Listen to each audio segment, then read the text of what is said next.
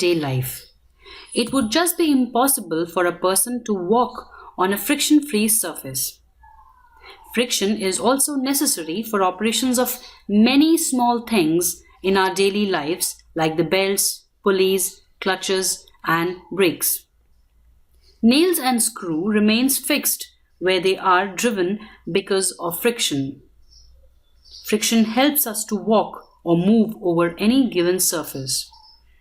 It would be difficult for us to walk if there is no friction between the ground and the floor. Friction also helps us to stop and control movement. For example, the brakes of car or the brakes of bike. Without friction, it is difficult for anybody to sit on the chair or even stand at a place. It is also difficult to fix a nail on the wall or a screw in a wooden block if there is no friction. Friction helps in supporting a ladder inclined to a wall, as shown in the picture. Had there been no friction, the ladder would just fall off from the wall. Now, it is the force of friction between the belt and the pulley that helps in rotating various parts of a machine. We have seen most of the advantages of friction. Let us now see disadvantages of friction. When one body moves over other, the frictional force comes into play. In order to overcome this frictional force, some energy is used up which dissipates in the form of heat energy. And the perfect example is right in front of you. That is, when we rub our hands, there is friction created between our hands. This friction causes the heat to be generated, which is lost. Now, when the heat is lost, we feel warm after rubbing our hands. What does this cause? This causes wear and tear. The wear and tear is due to the excessive friction. And this leads to reduction in the efficiency of every machine that we see around us. Now, after we have gone through the advantages and disadvantages of friction, let us now study how can we increase the friction or reduce the friction. Let's first take a look at the methods of increasing friction. There are three methods as shown. Firstly, by making the surface rough. Secondly, by using a dry surface. And thirdly, by increasing the weight of the object. Now let us have a look at each one of them. What happens when we make the surface rough? As we have studied earlier, if a person is trying to move an object over a smooth surface, then the force of friction is less over a smooth surface.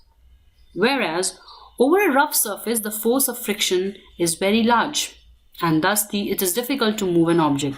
So if we want to increase the friction, we need to increase the force of friction and hence use a rough surface rather than using a smooth surface. And what happens when we make use of dry surface? Now we have two different cases over here. In the first picture, you can see we have an object and a surface, but between the object and the surface, we have a layer of oil, which is a smooth surface. Whereas in the other case, the object is directly placed over this.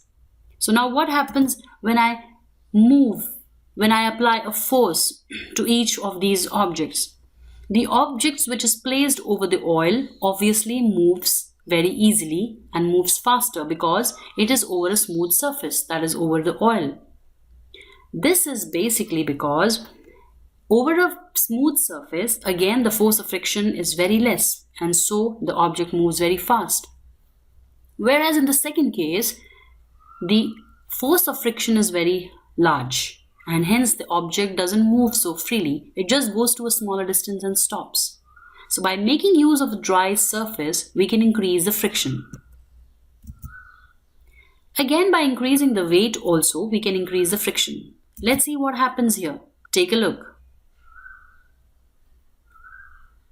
The 5 kgs weight, which is lesser, moves faster and moves very easily over a surface as compared to a 15 kg weight. That is because if the weight is high, if the weight is more, then it is difficult to move this object over any surface. That is exactly because, again, the force of friction for a heavy weight over a surface will be more than as compared to the force of friction in case of a lighter object. So we have seen that there are three methods of increasing the friction. Firstly, by making use of the rough surface. Secondly, by using a dry surface. And thirdly, by increasing the weight of the object. Let's now study some of the methods of reducing friction. First method is use of lubricating oil. There are various liquid lubricants which are thick or thin oils that are used in the machines to reduce the friction. For example, you must have all plate carom boards wherein you use a fine powder to reduce friction so that all the wooden coins move freely on the carom board. In other cases, high-speed machinery. In such high-speed machinery, films of gas under very high pressure are used as very successful lubricants. Next is use of ball bearings. In order to reduce the friction between the parts of a machine, ball bearings are often used. Here, hard steel balls are introduced between the moving parts. This reduces the friction considerably. The free wheels of bicycle, the axle of motor cars, and the shaft of electric motors are examples of places where ball bearings are often used. These ball bearings reduce the friction and makes the various parts of machinery move very freely.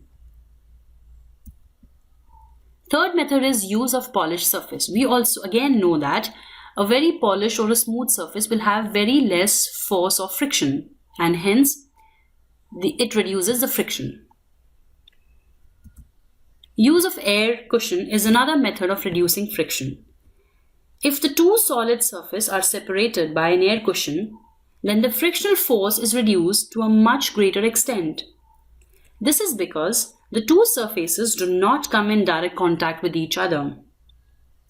This is also the principle of hovercraft, which can travel over rough land or sea with the help of an air cushion. Thank you for watching the video.